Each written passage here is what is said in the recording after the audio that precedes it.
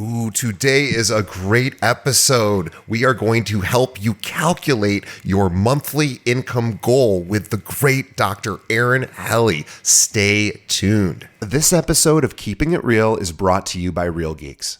How many homes are you going to sell this year? Do you have the right tools? Is your website turning soft leads into interested buyers? Are you spending money on leads that aren't converting? Well, Real Geeks is your solution. Find out why agents across the country choose Real Geeks as their technology partner. Real Geeks was created by an agent for agents. They pride themselves on delivering a sales and marketing solution so that you can easily generate more business. Their agent websites are fast and built for lead conversion with a smooth search experience for your visitors. Real Geeks also includes an easy-to-use agent CRM. So once a lead signs up on your website, you can track their interest and have great follow-up conversations. Real Geeks is loaded with a ton of marketing tools to nurture your leads and increase brand awareness. Visit realgeeks.com/keepingitrealpod and find out why realtors come to Real Geeks to generate more business. Again, visit realgeeks.com/keepingitrealpod. And now, on to our show.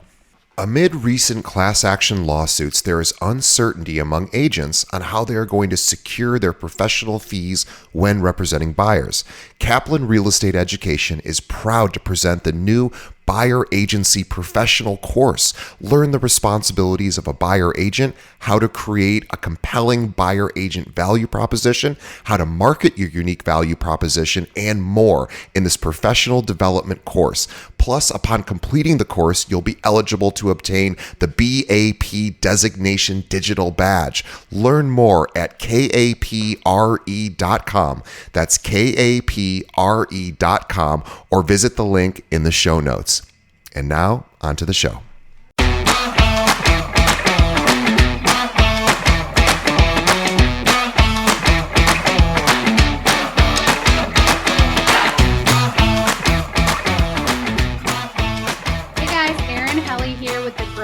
Series, we talk about business, wealth, and health. And today we are going to talk about figuring out your income goal as a realtor. Okay, so before we dive into it, let's recap our last episode. Last time we talked about social media and building a content calendar with 60 minutes, a 60-minute time block. So hopefully you guys did that. Hopefully you feel really good about that system and you can create a process that you can carry going forward and be really productive with your social media management. And hopefully all the work that you did before that to figure out your vision and your mission statement and what you're about as a realtor and even as a person, hopefully all of that will help you with your content and make you really productive and really hyper-focused.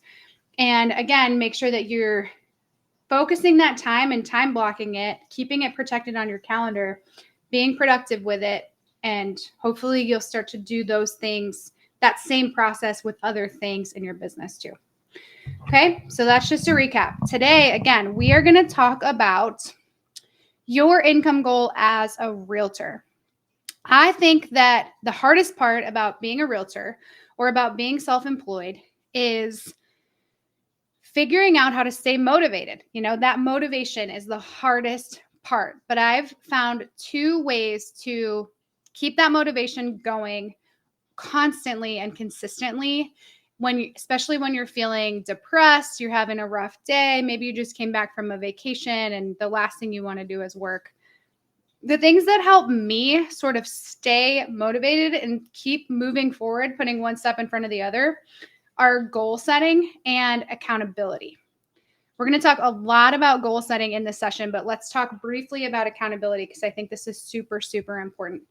I think it's important that you surround yourself with people who are on the same path as you, on the same trajectory as you. Doesn't mean that they have to have the same goals. It just means that they have to be working toward increasing their revenue, bettering themselves, improving their business if that's what you want to do. And it's going to be that much easier for you to level up and keep scaling your business when you're surrounded by all the people that are doing those things.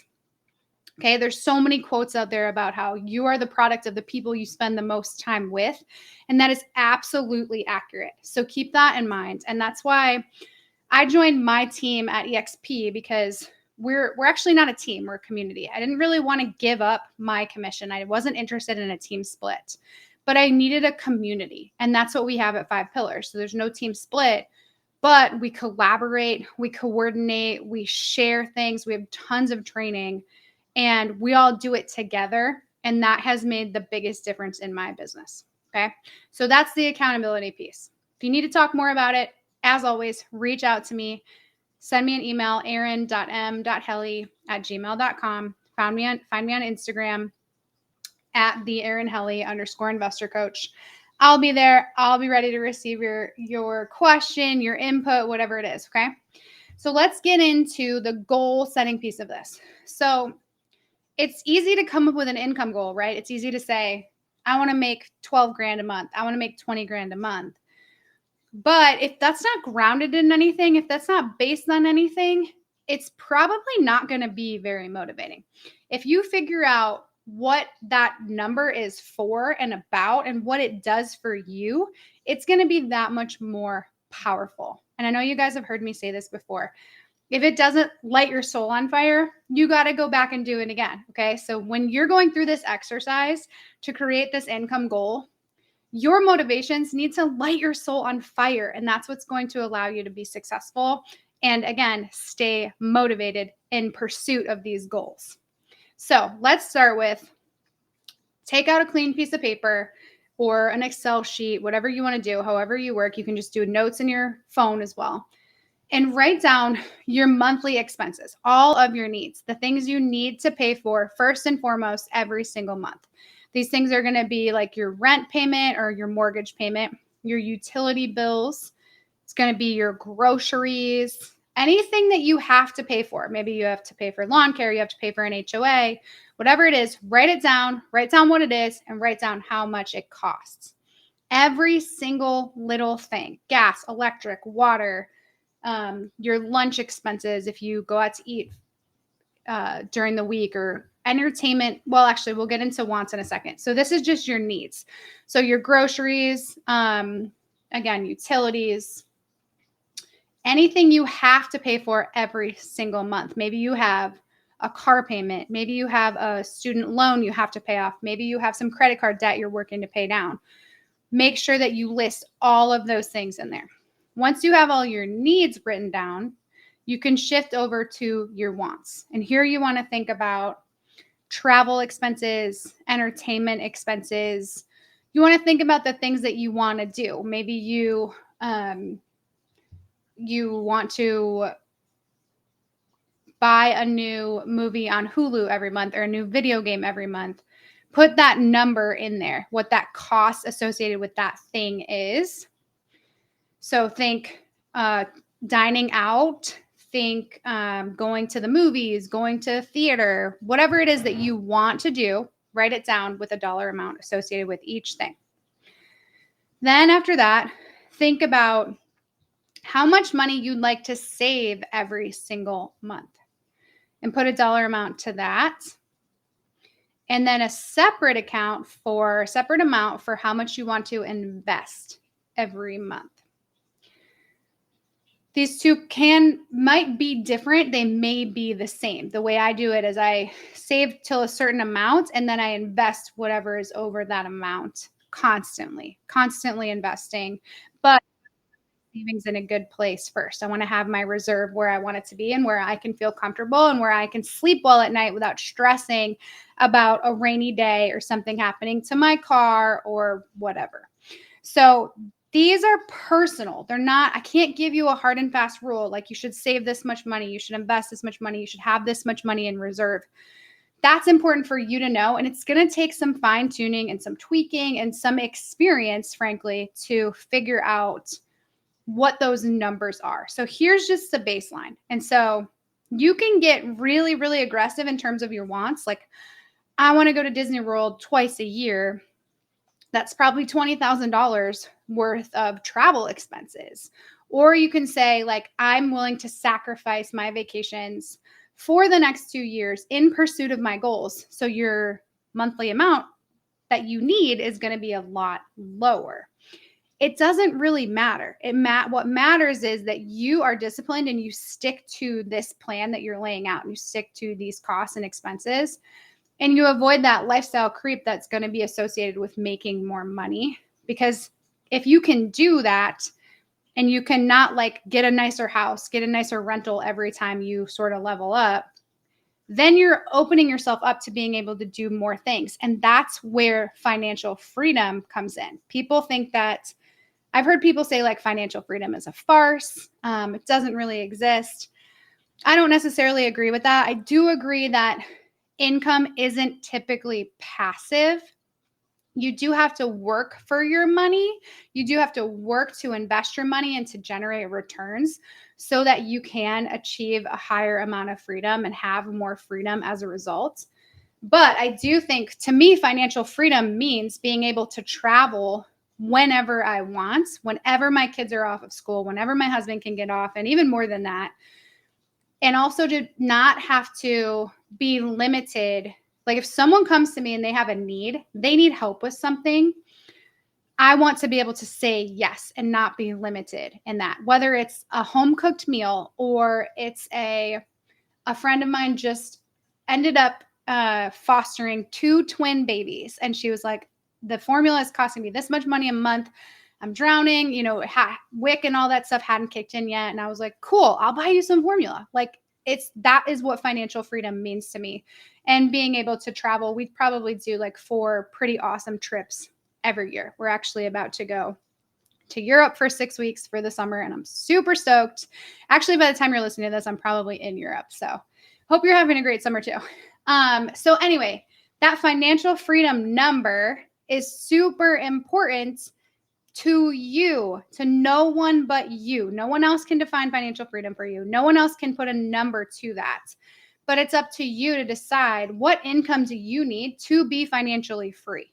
So define financial freedom for yourself, put a number to that, and then make that your income goal. So if you're at $7,000 a month, that's what you need for everything that you have to pay for and everything you want to do. Do what you need to do to achieve that money. So what do I mean by that? Figure out how many closings that is. Figure out how many signed leases, whatever your activity is. Maybe you're doing revenue share. Maybe you're doing agent attraction like I am. Figure out how many people you have to convert to get to that dollar amount and what effort you need to put in to achieve that output. So let's go to like an example of $10,000 a month is your income goal, which is a pretty standard transaction, like closing commission.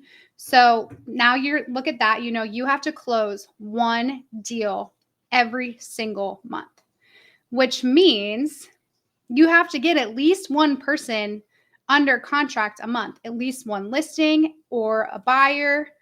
But you want to give yourself a little bit of a buffer because not every buyer is going to buy something. Not every listing is going to sell. So you want to make sure that you are putting in the effort on the front side to achieve those outputs. And this is trial and error. And you're going to have to do some key performance indicators, some metric tracking, figuring out what activities result in what income. Okay.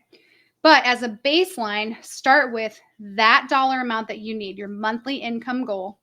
Backwards plan to how many closings you're going to need, and then backwards plan to how many contracts you're going to need, and backwards plan from there to how many new connections you're going to need, how many people you're going to have to add to your database, to your email list, so that you are constantly generating that income month after month and constantly able to replicate that same model. And as you do that, you're going to get more and more efficient. You're going to figure out what activities are most productive, what things you need to do to achieve those goals. And then you just tweak those things and you pull those levers and you focus on specific things to increase your monthly income. Okay? Hopefully that makes sense. So it's all about backwards planning, but for your financial freedom number or your monthly income goal, go through all your needs, all your wants, plan for savings, plan for investments. Make sure you're considering the splits that your broker is taking when you calculate this number. And then go from there. Figure out how many closings you need. Figure out how many clients that means you have to get signed or agreements with. And then figure out how much effort and activity it's going to take to get those clients. Okay. So that's your challenge for this month rather, to set your monthly income goal. Go through this process, do the work, share it with me. I want to know what you come up with for your monthly income goal, and I want to know how you came up with it. And I really look forward to hearing from you. That is it for today. Thank you for being here. This is Erin Helle with the Business, Wealth, and Health Grow With Me segment. Bye, guys.